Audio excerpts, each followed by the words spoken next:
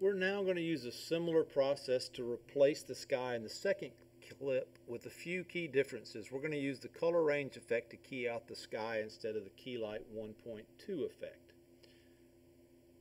As you did with the first clip, you'll start by drawing a mask to isolate the sky so you won't key out all the blue in the image. You'll use the mask tracker to ensure the mask stays in the right position throughout the clip. So go to 223 in the timeline. Click the video switch in the timeline panel for the close shot 2, and storm clouds JPEG layer to hide them so you can see the full wide shot clip clearly. So just click right over here. So the only thing we have is the wide shot 2 or wide shot layer. Select that wide shot 2 layer. Select the pen tool. And then we're going to follow the edges of the buildings to draw a mask around the bottom of the image, omitting the sky, doing the opposite of what we did before. Make sure the boys' blue pants are entirely within the shape you draw so they won't be keyed out with the sky. So we're just going to start right here on the corner of the house. You don't have to be perfect here. I'm certainly not going to be perfect.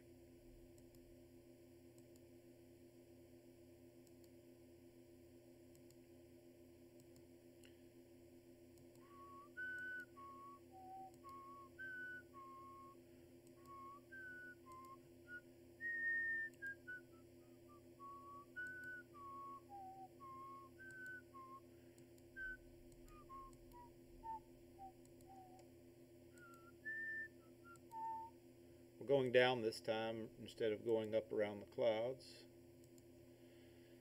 There you go. So now select the wide shot layer again. Press Control D. That's going to duplicate the layer. You have a new wide shot 2 layer that appears above the original wide shot layer. Select the original wide shot layer. Press the M key twice. That reveals the mask properties for the layer. Change the mask expansion value to 1 pixel. So click right here and type 1. Select the wide shot 2 layer. Press M twice. And that reveals the mask properties. And then select inverted.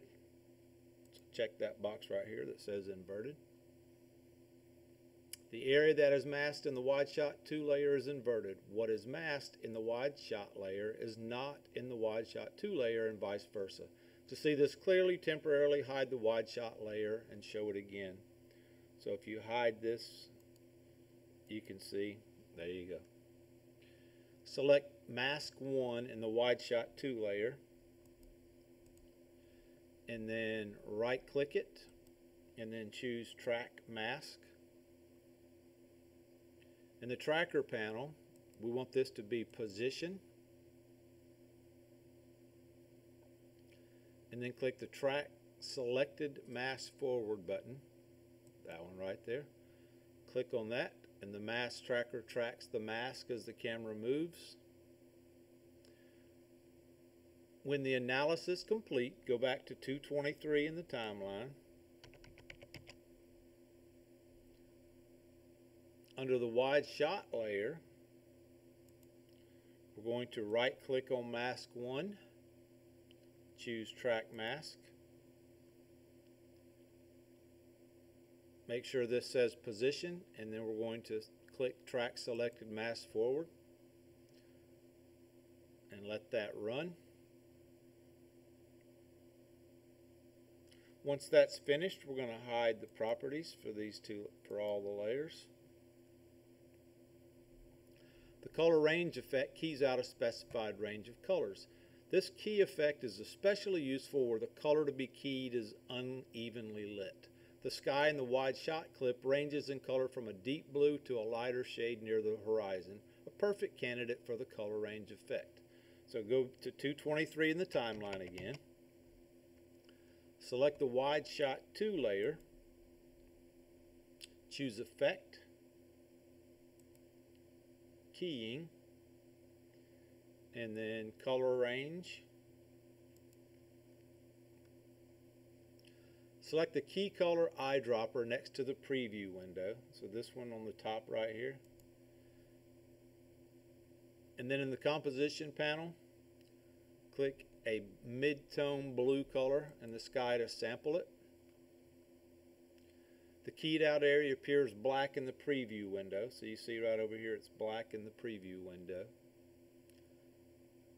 Select the Add to Key color, and that's this one right here. You see the little plus sign, so click that one.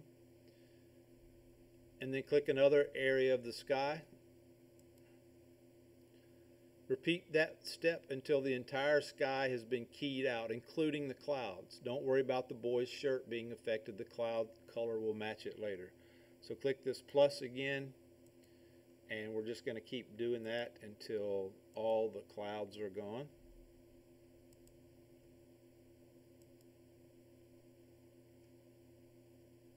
Not sure if that's a cloud right there.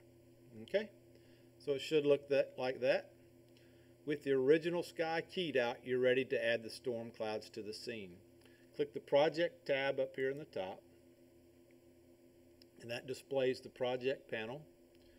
Then drag the Storm Clouds JPEG item from the project panel to the timeline panel, placing it below the wide shot layer. So storm clouds, and we're going to drag it down below the wide shot layer. With the storm clouds layer selected in the timeline panel, press the S key to display its scale property, and then we're going to increase this to 150%. With the storm clouds layer still selected, press P to display its position property, and change its position values to 356, press tab, 205.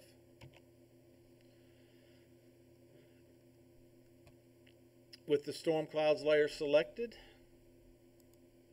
choose Effect, Color Correction, and then Auto Levels.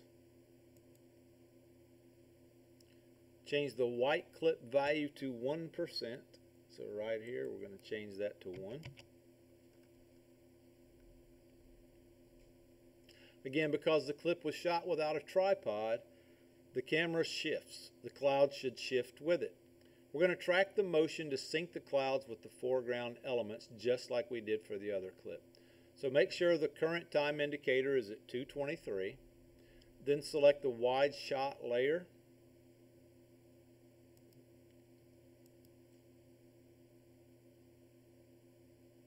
Right click, and then choose Track and Stabilize, Track Motion. In the tracker panel, we're going to select Position, Rotation, Scale Properties, or Scale Options. Click in the feature region, the inner box of one of the track points, and drag it to the peak of the roof of the house on the far right side. So right here, we're going to click right inside this one here, and we're going to drag it to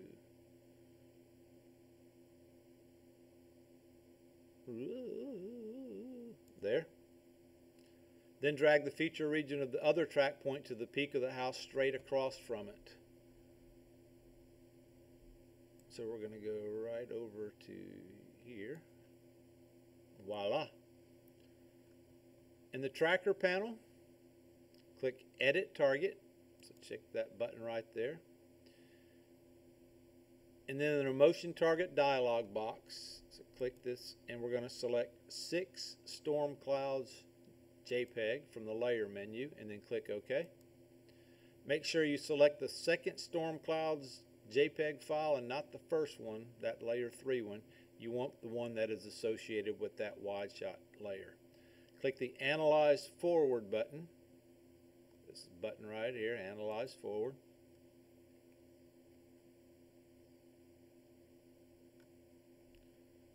Once that is complete, click the Apply right here, and then click OK to apply to both the X and Y dimensions. Then we're going to click the Composition Taking Flight right here. makes that active. Then scrub through the clip.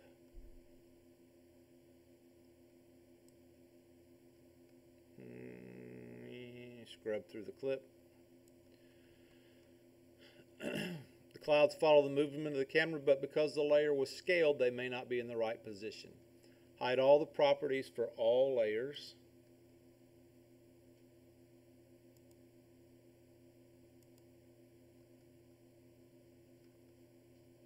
Make sure no layers are selected. Then select the Storm Clouds JPEG layer at the bottom of the layer stack. Press the A key to reveal the anchor point.